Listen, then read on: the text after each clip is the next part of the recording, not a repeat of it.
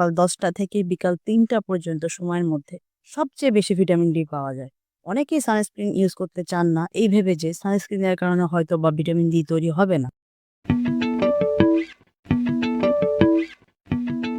আমাদের শরীরের জন্য গুরুত্বপূর্ণ একটি উপাদান হলো ভিটামিন ডি। ক্যালসিয়াম অ্যাবজর্পশনে হেল্প করার মাধ্যমে আমাদের হাড়কে সুগঠিত করে থাকে। আমাদের শরীর ভিটামিন ডি এর চাহিদা 99% পূরণ করে থাকে সূর্যালোকের মাধ্যমে। আসলে এই বিষয়টি নিয়ে আমরা অনেকেই কম বেশি কনফিউশনে থাকি। এই ব্যাপারে আমাদের পরিষ্কার কোনো ধারণা না থাকায় আমরা পর্যাপ্ত ভিটামিন ডি পাওয়া থেকে বঞ্চিত হয়ে থাকি। অনেকের মধ্যে সকাল 9টার মধ্যে সূর্যালোকের সংস্পর্শে না আসলে শরীরে ভিটামিন ডি তৈরি হয় না।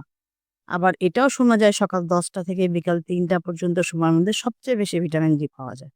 অনেকে সানস্ক্রিন ইউজ করতে ভয় পান এই ভেবে যে সানস্ক্রিনের কারণে হয়তো বা ভিটামিন ডি তৈরি হবে না।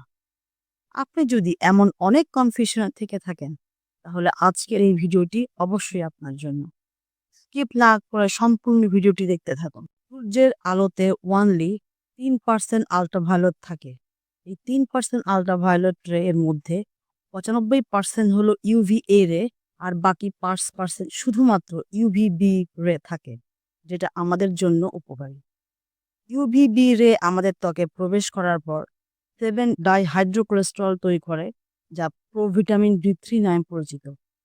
এই প্রোভিটামিন ডি থ্রি পরবর্তী ধাপে প্রিভিটামিন ডি থ্রিতে রূপান্তরিত হয় এবং মেমব্রেন এনহ্যান্সড প্রক্রিয়ার মাধ্যমে আইসোমেরাস ভিটামিন ডি থ্রি তৈরি করে।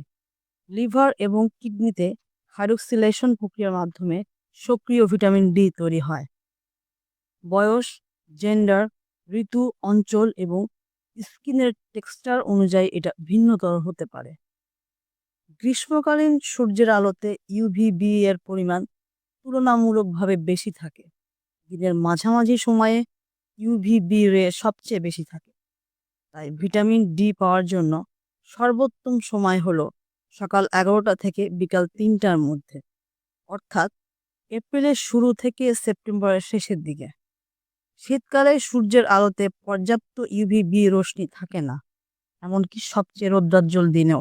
তবে আকর্ষণীয় বিষয় হলো যে ইউভিবি রশ্মি আপনার ভিটামিন ডি তৈরিতে সাহায্য করে সেই ইউভিবি রে আমাদের ত্বকে ক্যান্সারের কারণ হতে পারে। সাধারণত শরীরের হাত, মুখমণ্ডল এবং পা 10 মিনিটের জন্য সূর্যালোকের সংস্পর্শে আসলেই পর্যাপ্ত ভিটামিন ডি তৈরি হয়। কিন্তু যাদের ত্বক গাঢ় সাদা, জলপাই বা হালকা বাদামি তাদের পর্যাপ্ত ভিটামিন ডি তৈরির জন্য অধিকতর সময় সূর্যালোকের সংস্পর্শে থাকতে হয়। বেশি পরিমাণে সূর্যালোকের সংস্পর্শে আসার পর ত্বকের নানাবিধ সমস্যা তৈরি হতে পারে। তাই অবশ্যই সংক্ষিপ্ত সময়ের জন্য কিন্তু নিয়মিতভাবে সূর্যালোকের সংস্পর্শে আসতে হবে এবং এরপরে অবশ্যই সানস্ক্রিন বা সান প্রোটেক্টিভ মেজার ব্যবহার করতে হবে।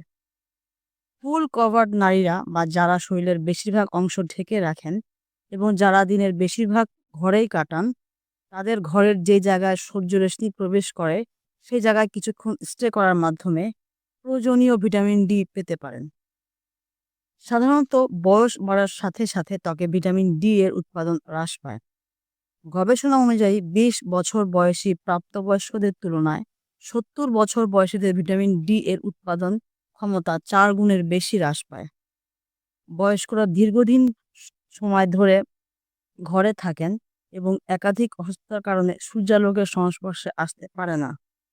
তাই তাদের ভিটামিন ডি এর চাহিদা পূরণের জন্য খাদ্যের উপরে নির্ভরশীল হতে হয়।